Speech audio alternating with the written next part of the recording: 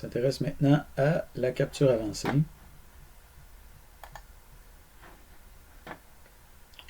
Donc, juste pour voir un peu comment on pourrait, disons, générer une erreur aléatoire ou une exception aléatoire parmi trois possibilités. Donc, on se définit une fonction provoquer erreur aléatoire dans laquelle on fait un throw new random.next 3. Donc ici, en fait, on génère un nouveau nombre aléatoire 0, 1 ou 2. Et on fait un switch sur ce nombre-là. Donc c'est un switch case, mais un switch case, une expression switch, et non pas une instruction switch. Donc c'est une expression switch, on fait switch sur 0, 1 ou 2. Et si c'est 0, on crée un objet divide by zero exception. Si c'est 1, on crée un objet argument null exception. Et si c'est 2, là je mets 3, ça a l'air bizarre, mais la troisième possibilité, on crée, en fait, le cas 2, mais là on met bar, ça veut dire tous les autres cas, on fait un new not implemented exception. Donc, puis l'exception aléatoire ici qui est créée, on va la lever avec throw. OK? On va se créer cette fonction-là. Et une fois qu'on a fait ça, ben, on crée une petite expérience dans laquelle on fait un try, provoquer une erreur aléatoire. Et ici, on fait plusieurs catch. Donc, catch arithmetic exception, catch argument exception, catch system exception. Parce qu'ici, qu'est-ce qu'on a? On a divide by zero exception, c'est un arithmetic exception. Argument null exception, c'est un argument exception. Et not implemented exception, c'est un system exception. Donc, dans la hiérarchie. Là. Donc, catch arithmetic exception, catch argument exception, catch system exception. Donc, un bloc try peut être suivi de plusieurs blocs catch, pas juste un, pour intercepter ou capturer les différents types d'exceptions ou différents types d'exceptions possibles et réagir différemment en fonction du type d'exception qui a été généré ou capturé pour moduler la réponse. Il y a juste un bloc catch qui est exécuté. Il n'y a jamais plusieurs blocs catch qui sont exécutés. Rien qu'un. En fait, le blocage qui est exécuté, c'est le premier qu'on rencontre puis qui fit. OK? Donc, par exemple, ici, on exécute expérience, expérience, expérience. On exécute 3 fois parce que expérience est une fonction ici, la fonction expérience. Donc, on l'exécute 3 fois. La première fois, qu'est-ce qu'on a? On a un argument null exception. La deuxième fois, qu'est-ce qu'on a? On a un not implemented exception. Et la troisième fois, on a un divide by zero exception. Donc, ça donne comme ça. OK, mais on aurait pu avoir 3 fois divide by zero exception. Ça aurait pu arriver. Donc, une erreur potentiellement différente est générée. Et à chaque fois, ici, on fait un x.dom, x.dom, x.dom. Donc, ici, on dit que c'est arithmétique, argument et système. Donc, ici, argument, système, arithmétique. Il y a aussi possibilité d'ajouter un when. Okay.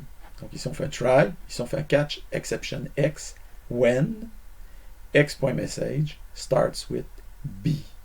B.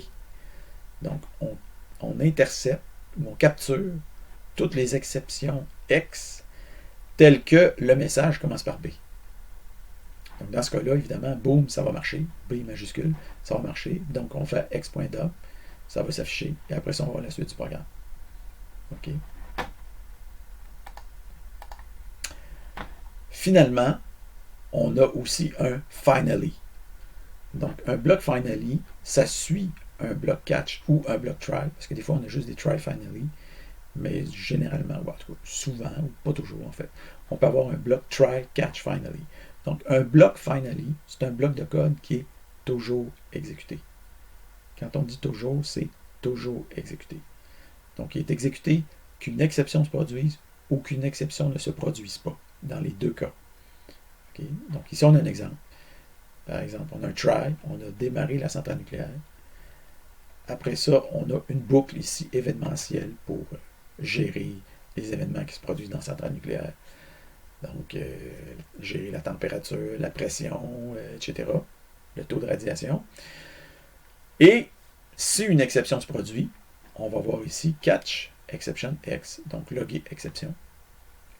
Et peu importe le type d'exception qui se produise, on va faire un finally. Donc, peu importe ce qui se passe. OK, qu'est-ce qu'on va faire? On va fermer la centrale nucléaire. Donc, on veut toujours, quand le programme se termine, on ferme la centrale nucléaire. Donc, l'utilisation principale, c'est de s'assurer qu'une action va être faite même en situation d'erreur. Donc, quand on veut qu'une action se fasse coûte que coûte, qu'il y ait une erreur ou qu'il n'y ait pas d'erreur, on la met dans un bloc finally. En général, le finally va être, pas toujours, mais il va être au niveau du main, comme vous voyez ici. Okay? On a aussi une instruction throw, mais throw sans rien d'autre. Donc, en fait, le throw sans rien d'autre, c'est l'équivalent du rethrow. Donc, pour relever une exception. Donc, ça, on utilise cette instruction-là dans un bloc catch. Donc, par exemple, ici, on a un try. If true, throw new application exception, boom. Là, ici, on capture l'exception. Catch exception X, on l'affiche ici. Après ça,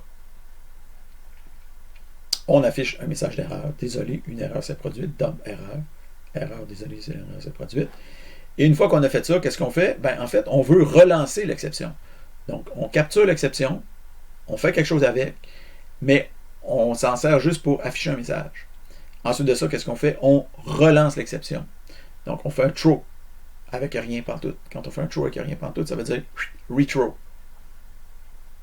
Et la suite du programme ici ne sera jamais exécutée parce que ça l'a fait planter le programme. La ligne 10 a fait planter le programme, donc la ligne 12 ne sera jamais exécutée.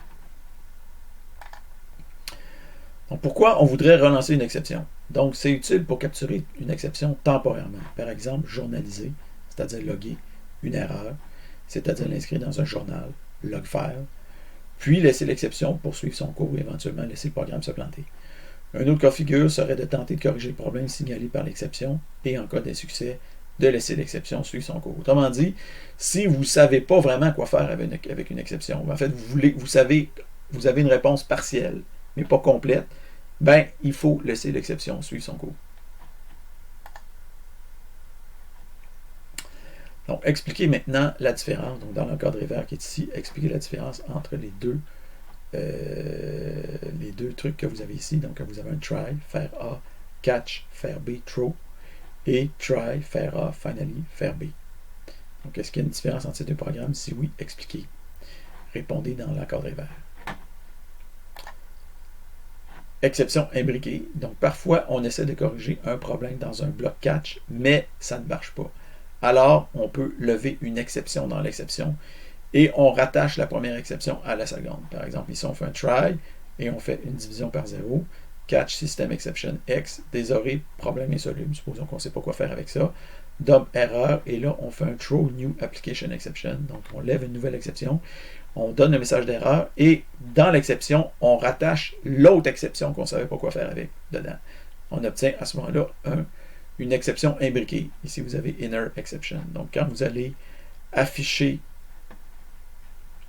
quand l'exception ici, vous voyez erreur, le message d'erreur, et vous avez ici l'exception, et quand on fait dérouler pour voir le contenu de l'exception, on voit ici inner exception, pour voir que l'exception imbriquée, c'est divide by zero exception, qui était celle-ci qu'on avait capturée et qu'on a passé ici comme exception imbriquée dans application exception. Donc, des fois, ça va vous arriver dans un programme, vous allez avoir une exception. Vous allez dire, c'est quoi cette exception-là? Puis, vous n'avez pas, en fait, la vraie exception initiale. Pour savoir c'est quoi la vraie exception, il faut aller dans Inner Exception, même dans Visual Studio, vous pouvez aller voir Inner Exception. Puis là, vous allez voir c'est quoi le vrai problème, qui est à l'origine du deuxième problème. Donc, le premier problème déclenche le deuxième problème. Donc, en résumé, avec un bloc try, on peut exécuter plusieurs blocs catch et chacun peut tenter de capturer une exception différente. Une clause when peut venir ajouter une condition de capture. Un bloc finally est toujours exécuté sans pour autant capturer l'exception. L'instruction throw dans un bloc catch permet de relancer l'exception en cours. Au lieu de relancer l'exception, on peut en créer une nouvelle et ajouter l'ancienne comme exception imbriquée.